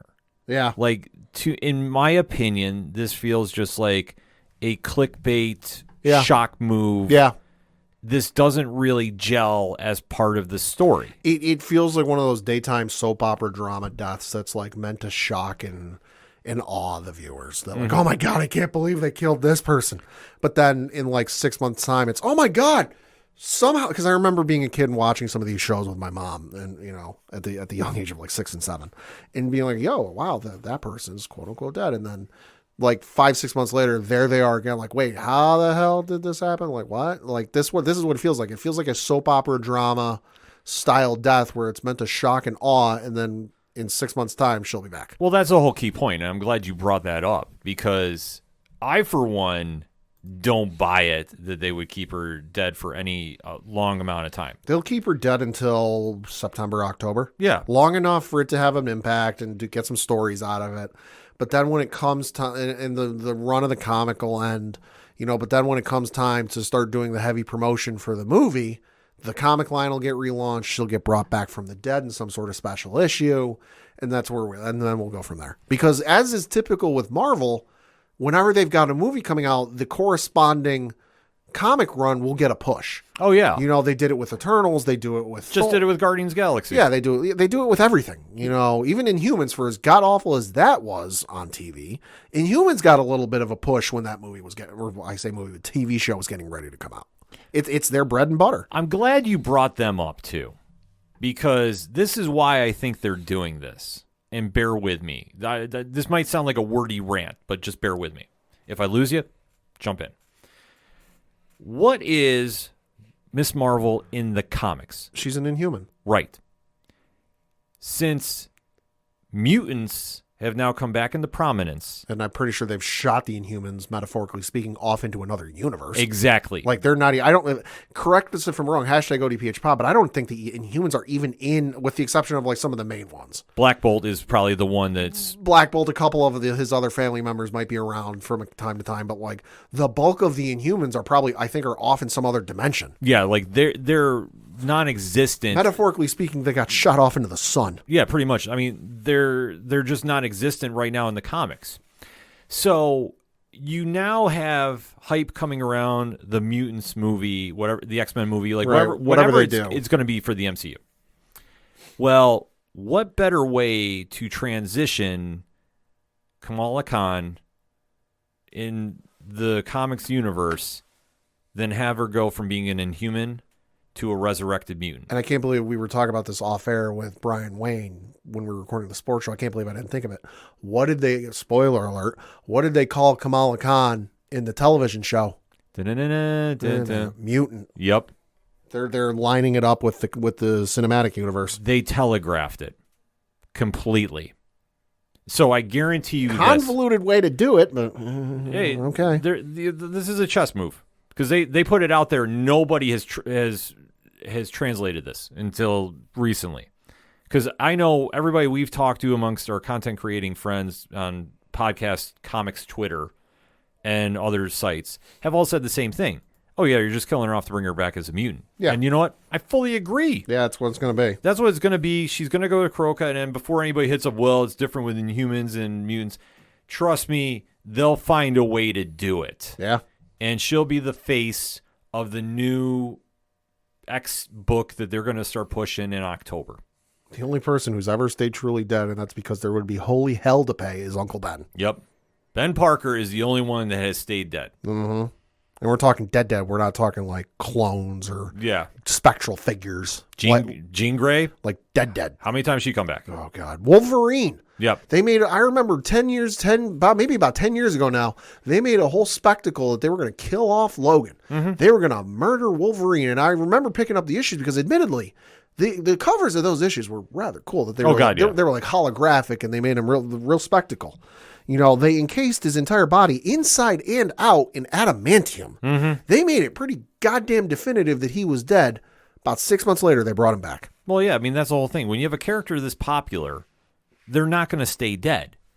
And I get why Marvel is doing this. I just don't agree with it, and I don't like it. No. Because as a longtime comic reader, this is forced. This does not play like to me. This is how this reads. This is just my opinion. Yeah, this reads as like a clickbait, shock grab, sales push. Yeah, that's how it reads to me. Yeah. Now, if there's a great story behind it, sure. But from what I've read, in my opinion, it's not been a great run of ASM. No, sorry, this is my opinion. I'm allowed to say my opinion. You know, like there's been better. Yeah. And I just feel that you're rushing this just to prove a point, or if you're trying to hit the DEFCON 5 button, so to speak, and get Miss Marvel now as a mutant in the MCU. There's other ways you could have done it. There's other ways to do it. So I will say, like, I don't like it. I'm not planning on picking up Fallen Friend, the one shot there, because depending on the price, I might. The price if it's like $9-10, no. I'll just read the summary online of what happens. But for me, it's price dependent. Well, that's the whole key. Because I know she's not going to stay dead. Yeah. So if it's the typical, like, you know, whatever Marvel comic typically goes for, like $3.99, $4.99, whatever it is, sure. But if it's like this last issue of Spider-Man where it was like $8-9, probably not. That's a tough pill to swallow, and I'm sorry. Like I would not do that, and I don't encourage that. So like that's just me. But I think for the media hype that's been surrounding it, listen, I will say this. You don't have to like a storyline, but if you take it a step further and start threatening a creator or threatening the powers that be that are working, you've crossed the line. Yeah. And I'm sorry, I can't respect your opinion on that. I don't like the story. It doesn't mean I want to wish bodily harm on anybody. And I've already seen some ugly tweets. Oh, I'm sure. Come out. Oh, I'm sure. And I'm just saying this, like, as a longtime Spider-Man fan, he is my number one hero. I don't like this. And I don't like how they're tying this in that Peter is somehow responsible. And this is what gets him hated by everybody in the MCU. I don't like this. Especially, there's no way they're going to keep her dead for long. God, no, there's not. Especially with the movie coming out later this year. No. Yeah, it's telegraphed. No. And that's why I say for everybody, they just need to calm down. They need to relax. Let this, like, here's the biggest way you can send the message out. Don't buy the issue. Yeah. Talk with your wallet. Yeah. That is the easiest way. If you want to say this is not your cup of tea, then just do that. Because you can send as many tweets and as many messages as you want to these writers and these artists and whatever else, but it's real easy for them to just turn off the notifications on their phone and just ignore it. Yeah. You know, so essentially what you're doing is talking into an empty void. Mm-hmm. And that's the key thing. To sit there and take it a step further and make threats. Yeah. Like, stop. Yeah. You're talking about fictional characters. Mm-hmm. And especially, I will always say this. If you see somebody wiling out like that, take the screenshot, and then when they bring her back, you can call that up. Yeah. Because you know what? That's the whole point. Because if you're going above and beyond the call to come off like a jackass, and I'll say it, then you shouldn't be reading comics in the first place because you don't get how this is done. You can be fired up about a character and not like a story, but when you take it a step further and you're crossing lines, that's a big problem, and you're the problem doing it. So what I'm just going to say in this, in closing about it, I don't like this at all. I don't either. I was kind of wondering who it could be, and sure some folks passed through my mind, but she was not on that list. No, it should have been MJ. Yeah. Should have been MJ. And you could have gone some different routes with it. As much as I would have hated it, I would at least have understood it. Yeah. But to do this, I mean, this just feels so forced and so just thrown in for reasons, and not the fun reasons that we usually say. No. This just feels awkward, and I don't like it. And I'm not planning on picking it up. I'm sorry. Like, now that's been hyped up so much, when you bring her back in 6 months, this is all for nothing. So it's like when they killed Chewbacca in the old Star Wars. Yeah, ones. It's like why? It just doesn't make sense. So, like I say, I would much rather pick up something else at the comic shops this week. So let's go talk about that, shall we, Pad? Yeah, so I got just 2 picks this week. One from Marvel, one from DC. Well, one from Dark Horse, sorry, and then one from DC.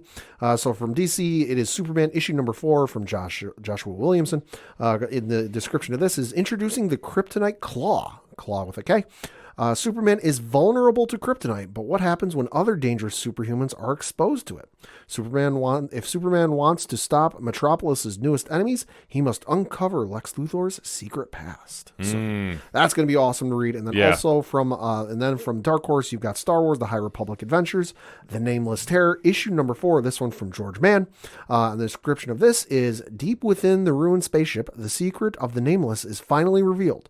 Trapped and surrounded by enemies, the Jedi Pathfinders and Path disciples fight desperately to escape the swarm of hungry monsters. New alliances are tested, and in order for our heroes to escape, some will make the ultimate sacrifice. Close quote. So, listen, High Republic, it's great writing. George Mann is a fantastic writer himself, so this is definitely one you should pick up because, like I said, with High Republic, it is not tied to any of the movies, and it's a lot of fun. Yeah, definitely agree with you about that. And it's very solid picks, Pad, too. Thank you. That Superman run. Oh, so good. So good. And like that deserves a lot more hype than I think it's getting. Yes. I mean, we always talk about it on the shows. I know I did the special Patreon edition breaking down issue number 1 of Superman. That whole run has been just absolute fire. So if you haven't checked it out, you definitely need to. And it goes into like the whole dawn of DC, which they've got a couple new editions coming out this week. The one that caught my eye, though, Titans. Tom Taylor, Nicola Scott. Need I say more? Yeah. So the Justice League is no longer in business. The Titans are taking over, and Tom Taylor's attached to it. Literally, that's all you need. Like, I don't feel I need to dive in any more about that. No. So just go buy it. Also coming out, Batman, The Brave and the Bold, number 1. Oh, okay. Tom King, Mitch Gerards. Enough said. Yeah. So definitely an interesting story that's coming off, and I'll just read the press release snippet for it.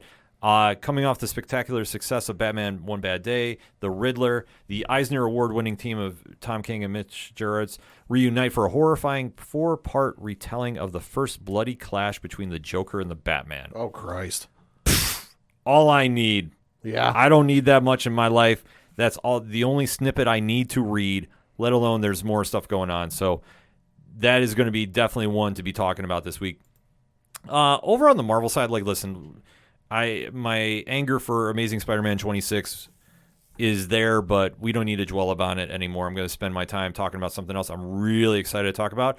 We have a brand new Avengers series kicking off. Yeah, we do. So super excited. Jed McKay and C.F. Vila are taking over the book. The covers for this have looked absolutely incredible. Oh, yeah. And anytime an Avengers comes out, you know it's going to be something worth checking out. So definitely this is on my list. And then one that, Pat, I know you're not really a big Ghost Rider fan, are you? No. See, me in the 90s, I loved Ghost Rider. Sure. And that's when they brought him back, and it was Dan Ketch. And now they're bringing him back into his own series. So this is going to be something definitely worth checking out. It's a limited series. I don't care. I'm on board with this. And like I say, this is for me, this is nostalgia. So I'm definitely planning on checking this one out. Very, very cool thing going on there. And then we got to go to the parlay points section because this week there is a lot, and I mean a lot of cool stuff going on. House of Slaughter number 15 from Boom Studios, wrapping up the current storyline involving Jace Boucher and just the insanity that has been going on with this when he runs into some ghosts from his past that have really made a personal attack on him. And you now see like truly why he has the moniker of the Butcher. And this book holds no punches. It's definitely a surprising ending than I thought was going to happen. But that's one great thing about this series is if you've ever read Something is Killing the Children, which you should, it's going to be coming to Netflix. I can't preach about that book more than I already do. House of Slaughter has been a great spin-off series because what it does is it'll spotlight a character and give them like a 5-issue run to really establish a great story. It's a one-off. And like I say, when Jace was on the first time, it was absolutely crushing it. And this has been a great return to see his character and just how things end. Like, I know we're going back to this story at some point. We just have to. Right. Because I can't see it ending like this. I just can't. But I definitely can't recommend it enough. Gave it an 8 out of 10 on the official parlay scale, I guess we need to call it. So definitely one to keep an eye out for. Also, Boom Studios strikes again with Mighty Morphin Power Rangers. Now, issue 108 is out right now, but we just got a press release into that there is an event coming out that Power Rangers fans, you need to get very, very familiar with. And I'm just going to read the press release right from Boom Studios. So, Boom Studios, under license by global leader in play Hasbro Inc. is excited to announce Mighty Morphin Power Rangers 111, the beginning of the Darkest Hour event, taking place after the bold and greatly anticipated reunited, recharged era of Mighty Morphin Power Rangers with the superstar creative team of Melissa Flores and Simona Di Gianfelice, and colorist Raul Angelo and letterer Ed Dukeshire. In the kickoff of this monumental 12-month event. Jesus. Available in August of 2023, and the synopsis is, so Mistress Vile has won, or so it seems, with the control of the grid and the Dark Spectre's infections spreading throughout the universe. As if an epic battle between Vile and the vessel wasn't enough, the separated and stranded Rangers receive help from the last team they'd expect, but it may not be the help they were hoping for. So this all ties into the series, and I can't stress this enough. The series that is going on right now with Flores and Dion Gianfelice has been just lights out. Like, if you're not super into Power Rangers like before this, you're going to be fully all in. And if you were a fan before this series, holy shit. Yeah, I just swore. I'm sorry, folks, but holy shit, this series has been absolute must-read each and every month. This issue, though, change in the artist, Marco Renna steps in, and if you know Marco's work, kills it every time he's on a book. So I was super excited to see him jumping in for this. And we do get a little deep dive into the mystery behind the vessel and how this plays out. So, Pat, I will just show you some artwork here going on. Oh, nice. Like I say, this has just been such an amazing story going on, too. And like I say, there's been a lot of juggling around of the characters, but everybody's getting their fair share of time, and this one really dives into that history. 8.8 out of 10, so I can't stress enough. Like, this whole run has just been absolute must-read. So if you haven't picked it up for whatever reason, fix that very, very soon, because this, like I said, this whole series run has just been absolutely incredible by Boom Studios. Now, flipping over to Image Comics, Arcade Kings #1. Now, Pad, you ever go to an arcade? Yes. You like arcades? I love arcades. This one is going to be one for you. Oh, okay. So this one is done by Dylan Burnett, who you know from Cosmic Ghost Rider. Here's the cover for this, Pad. Ooh. Now, that is something up your alley. That is nice. And it all centers around this character that emerges from Infinite City. and you see his story that he basically winds up in one of the suburbs of Valleytown, and he winds up saving the nephew of an arcade owner from getting beat up by some punks, and he winds up for his residency, he's protecting the arcade, and he's also, laying low and also helping the nephew, whose name is Rico, or Rikio, I'm sorry, raise some money there until his past catches up with him. Okay. And then it goes into like this really crazy direction. The artwork, which Burnett does too, is seriously, it's absolutely amazing. And just this whole story, how it plays out, like I say, it's a really cool issue, a really cool idea. There's a lot of moving parts going on with this, but if you like a little action with your fighting, and it's kind of centered, based in an arcade to start with, and where it's going to go from here, like it's really got a lot of places it can go. I really dug this series. Like I say, it's one that I definitely think you should check out. 9 out of 10 this week. And seriously, if you haven't checked it out yet, you definitely want to. It might be a little pricey, $7.99 for the first issue, but well worth it. I'm going to put it out there right now. It definitely has this really cool, high, energetic vibe to it. I really dug reading it. And like I said, the story, about the mysterious stranger who emerges in town, like I say, he's a teenager that has got a very complex family history going on. And just how it all plays out, like I say, there's a lot of stuff that has just not been dived into yet. But as soon as they do, it's going to be a big payoff. Last but not least, the absolute media content, top shelf award winner. I cannot find enough ways to praise this book by Black Market Narrative and Image Comics. No one. So this is the mystery that's been going on in the Massiverse. Kyle Higgins, Brian Buccellato, and Geraldo Borges. Oh my God. This whole book has just been not only the book, but the podcast with Patton Oswalt and Rachel Lee Cook involved. Okay. Have you checked it out, Chip? No. You need to. It is just such a, it's an event. It's not even a comic anymore. It's just a must read, must listen, must everything with this book. I can't find enough great things to say about this. Because the art, which Pat, I'm just showing you the cover, how dope is this? That's very nice. Borges just kills this thing. Yeah. And just how they set it up, like I say, the mystery is diving a little further about who is no one and what is going on with the murders that are happening in Pittsburgh, and just the places this story goes. Like I say, they focus on changing a couple dynamics up. You do get a little more deep dive into the story and what's happening here, but it doesn't miss its mark. 9 out of 10. Damn, this series is just fucking that good. I'm sorry. And there's going to be a lot more Massiverse content coming your way too. Next week, Supermassive drops. And rumor has it, we're going to be having some special guests stopping by the show, Pad. Some old friends. Okay.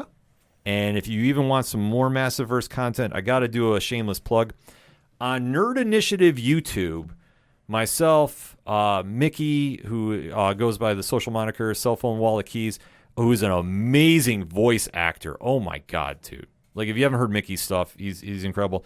And Sean from the Caption Life, all kind of teamed up to make this amazing Massiverse 101, an introduction in the comics' most exciting universe. So we all got together. Sean did the editing and animation for it. Okay. Mickey did the voice acting and absolutely fucking crushed it. Marty from Panel to Panel gave me an assist on the script writing, so I took, made basically just a 101 on how to get into this universe. If you haven't jumped in yet, it's a quick watch. They've been doing shorts on there, so shout out to everybody at Nerd Initiative for supporting this. And I know it's been going over well with the Massiverse team. Got a very nice email today saying, this is great, thank you so much, from one Kyle Higgins. So, oh, nice. So definitely, if you haven't checked it out, make sure to go check it out. Like I say, we'll see, maybe we can throw the link in the podcast notes on this one. So just can't stress enough, Massiverse is taking over comics. And if you haven't checked out No One, man, I like I say, I get choked up on my words because I just want to rave about No One. We might have to have a separate episode talking about this. And I know our good friend Sean from the Caption Life likes this book too. So stay tuned. ...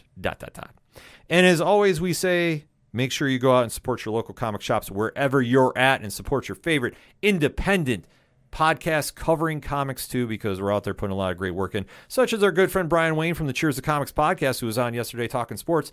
Pat, if I want to find out everything what's going on with Brian, everything that's going on with the ODPH, where do we go? ODPHpodcast.com. Short and sweet for anything and everything that is the ODPH. That is the home for us. So get familiar, get active, and get involved, because we got a lot of stuff going on, especially this coming weekend as Livestream for the Cure is going down. The links are right on the front page. 10 p.m. Friday, May 19th, Eastern Standard Time. Rich from 3FN and myself are going to be talking No Holds Barred, the Hulk Hogan Classic Pad. Oh, yeah, brother. Yeah, so we're going to be raising some money for the Cancer Research Institute. Donate if you can. Share the event at the very least. We want to get as much eyes on this wonderful charity as possible. And like I say, shout out to Nick from Nikolai's Kitchen and Justin from Epic Film Guys for doing this every year. This is an honor to be a part of, and there's so many of our friends in the content creating game that are going to be involved with this. So Wizard's doing a live show. Stu from SWO is joining The Pint to do an episode. Ray from Being Bookish is doing a show. There's so many other people, and I apologize, I'm forgetting everybody. I don't have the list out in front of me. But that's why I say just drop that follow for twitch.tv/livestream for the cure. Don't miss a minute of the content and support it how you can. That's all for this week. So for the one and only Padawan J. Thank you. I'm your host, Ken M. Thank you as always for listening to the ODPH podcast, better known as the Ocho Duro Parlay Hour. See you next time.